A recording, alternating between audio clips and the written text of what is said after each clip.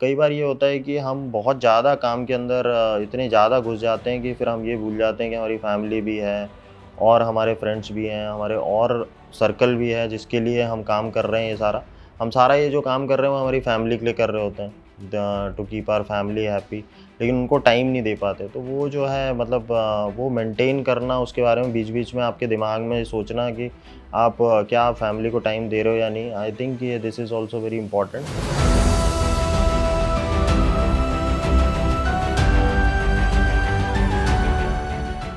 मेरा नाम कपिल मीना है, मैं 2010 बैच का आईएएस ऑफ़िसर हूँ और इस वीडियो में मैं बात करूँगा कि टिपिकली हमारी लाइफ़ कैसी रहती है, हमारा डेली शेड्यूल कैसा रहता है एज़ एन ऑफ़िसर।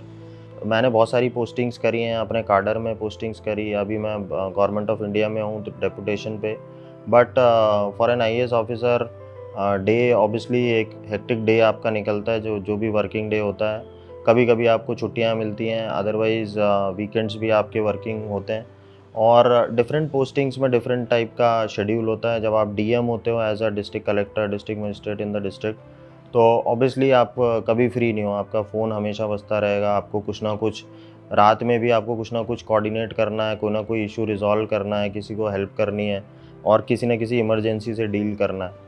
अगर मैं अभी की अपनी पोस्टिंग की बात करूँ तो अगेन मेरा शेड्यूल अभी बहुत हेक्टिक रहता है। Morning you have to wake up at 7 around 7 AM, 7 बजे आपको उठना है। I am not a early riser, बहुत लोग 5 बजे भी उठते हैं बट 7 साढ़े 7 पे आपको उठना ही होगा। उसके बाद में आप मतलब the day starts, if you have time then you can have some jogging something, walking आपने किया उसके बाद में you are getting ready for office. 9 बजे शार्प यहाँ पे गवर्नमेंट ऑफ इंडिया में 9 बजे टाइमिंग होता है। स्टेट में होते हो आप तो कई बार 10 बजे से आपका शेड्यूल शुरू होता है। बट इन एनी केस आपको रेडी होके ऑफ़िस के लिए भागना होता है। यहाँ तो दिल्ली में तो मैं भाग ही रहा होता हूँ because we are always little late only, 10 minute 15 minute हो जाते हैं एक्स्ट्रा। आप ऑफ़िस पहुँचते हैं, ऑफ़िस पहुँचते ही मॉर्निंग इज़ द बिज़ीएस्ट, क्योंकि मॉर्निंग में प्लान हो रहा है कि होल डे में होना क्या है। और mostly in fact almost every day your boss will call you in the morning itself. Boss को आप जाएँगे मिलने, पिछले दिन का भी रिव्यू होगा और आज का प्लानिंग। जैसे अभी जो मेरे करंट बॉसेस रहते हैं वो होल डे का उनका प्लान पहले से, क्योंकि वो सोच के रखते हैं, तो वो मुझे बताते हैं कि आज ये चीज़ें अपने को करनी है। तो दिन के वो 3-4 टास्क होते हैं जो कि आपको कंप्लीट करने हैं ऑन अ डेली बेसिस, मतलब हर दिन 3-4 नए टास्क होते हैं और उसके बाद फिर उस पे काम शुरू हो जाता है। मीटिंग्स होती हैं दिन में, कम से कम आपको 2 या 3 मीटिंग्स कहीं न कहीं पे अटेंड करनी होंगी। कई बार बाहर आपको दूसरी मिनिस्ट्रीज़ या दूसरे डिपार्टमेंट्स में भी जाना होता है। अपने लेवल पे मीटिंग रखनी होती है जिसको आप चेयर कर रहे होते हो, आप लोगों को बुला के उसमें मीटिंग्स करते हो। बीच-बीच में आपको थोड़ा ब्रेक, चाय के लिए आप बीच में टाइम निकालते हो। लंच ब्रेक होता है तो लंच भी हमारा बहुत जल्दी-जल्दी होता है, क्योंकि लंच के लिए आपको कई बार टाइम नहीं मिलता है। मुझे याद है जब हमारी पोस्टिंग्स होती हैं in districts as district collector and all, कई बार लंच हम कर ही नहीं पाते थे, क्योंकि वो टिफ़िन होता था या वो हमारे पास जो भी लेकर आते थे, उसको खाने का टाइम नहीं होता था, क्योंकि आप पब्लिक को मिल रहे हो और पब्लिक के साथ में आपकी कुछ इम्पोर्टेंट चीज़ चल रही है, तो कब 3-4 बज जाएगा और आप खाना ही नहीं खा पाओगे, ये भी बहुत बार होता है। उसके बाद में शाम को मतलब टिपिकली आप कभी फ्री नहीं होगे before 7:30, 8, sometimes it is 8 PM और 8:30 पीएम ऑल्सो, आपको ऑफ़िस में इतना लेट भी होता है। उसके बाद में आप वापस आते हो घर, थोड़ा बहुत टाइम होता है इसमें, आप may be you can watch some TV और सी समथिंग ऑन नेट और समथिंग। उसके बाद मतलब your dinner and then you are going to sleep. Other उसके अलावा आपको बहुत ज़्यादा टाइम मिलेगा नहीं। कभी-कभी मैं, जैसे मेरा डे रहता है तो रात में after dinner I will go for a walk, at least make sure कि 3-4 किलोमीटर मेरा वहाँ पे वॉक हो रहा है शाम को। And then you have to go to sleep by 11-11:30, क्योंकि अगेन नेक्स्ट डे आपको morning you have to wake up by 6:30-7। Family को टाइम निकालता हूँ बीच-बीच में। Usually it is on the weekends that we are free. At least on a Sunday I will be free, I will be at home. तो I have a daughter, she is 6 years old.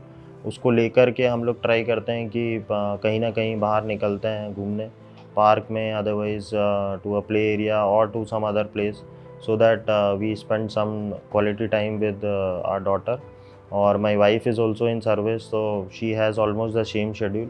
तो जब भी time होता है मैं try करता हूँ weekends पे, सैटरडे संडे जब टाइम मिलता है तो दोस्तों को मिलने का, कॉलेज के जो पुराने दोस्त हैं उनको भी कभी-कभी ट्राई करता हूँ कि वो मिलें, बैचमेट्स हैं दिल्ली में उन लोगों को मिलने का।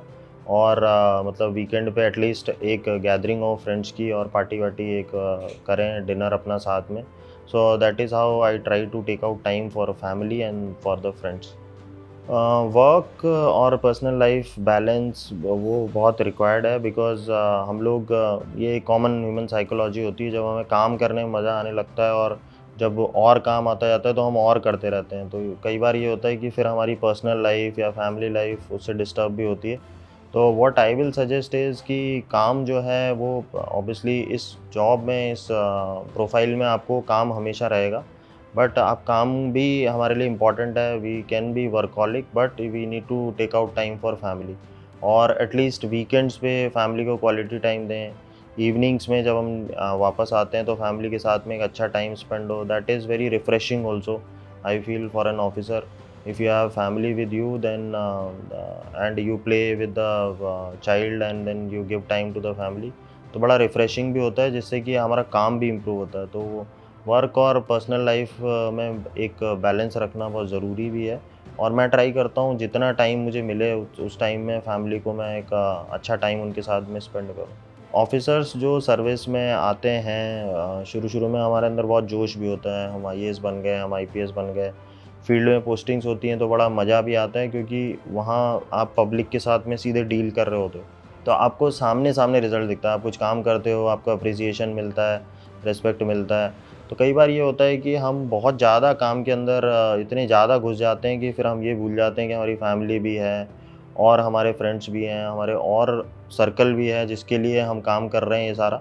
हम सारा ये जो काम कर रहे हैं वो हमारी फैमिली के लिए कर रहे होते हैं, to keep our family happy, लेकिन उनको टाइम नहीं दे पाते। तो वो जो है मतलब वो मेंटेन करना, उसके बारे में बीच-बीच में आपके दिमाग में सोचना कि आप क्या फैमिली को टाइम दे रहे हो या नहीं, आई थिंक ये this is also very important.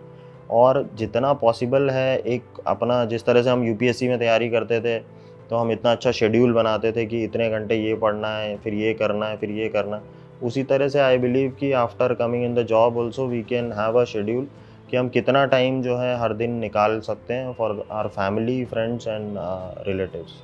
वो हमें करना चाहिए। आईएएस की इस जॉब में आने के बाद, सिलेक्शन के बाद में आपको लोगों को लगता होगा कि बहुत ही आपकी लग्ज़ूरियस लाइफ़ या बहुत ही कंफर्टेबल लाइफ़ है, लेकिन लाइफ़ इसके बाद ही स्टार्ट होती है। और शुरू-शुरू में आपको लगता है ठीक है, धीरे-धीरे आप जब स्टार्ट करते हो जॉब को, लेकिन जब आप फील्ड में जाते हो, आप डीएम होते हो, आप दूसरी पोस्ट में जाते हो, या अभी जैसे मैं यहाँ पे अभी भारत सरकार में हूँ, तो फैमिली प्लस अदर थिंग्स आपकी लाइफ में बहुत ही सेकेंडरी हो जाते हैं, क्योंकि आपका काम इतना इम्पोर्टेंट होता है।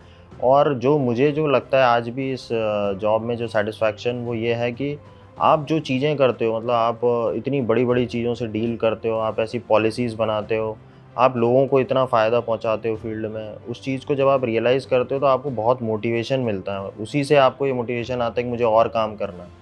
तो मतलब अनपैरेलल्ड आपको सैटिस्फैक्शन इस जॉब में मिलता है, और विद ईयर्स वो बढ़ता जाता है। जैसे-जैसे आप इस नौकरी में आगे बढ़ते हो, आपको जितना आप प्रमोट होते हो, जितने आप पोस्ट पे आगे बढ़ते हो, आप सेक्रेटरी बनते हो, प्रिंसिपल सेक्रेटरी बनते हो, आई फ़ील कि उसमें उतना ही ज़्यादा आपको मोटिवेशन मिलता है, क्योंकि आपका जॉब सैटिस्फैक्शन बढ़ता जाता है। आप ज़्यादा से ज़्यादा लोगों को फिर फ़ायदा पहुँचाते हो। तो ये एक दिन मेरी लाइफ में टिपिकली जो रहता है एज़ अ आईएएस ऑफ़िसर, वो ये था। आई होप आपको सबको इससे कुछ ना कुछ आपको मिला होगा। Thank you.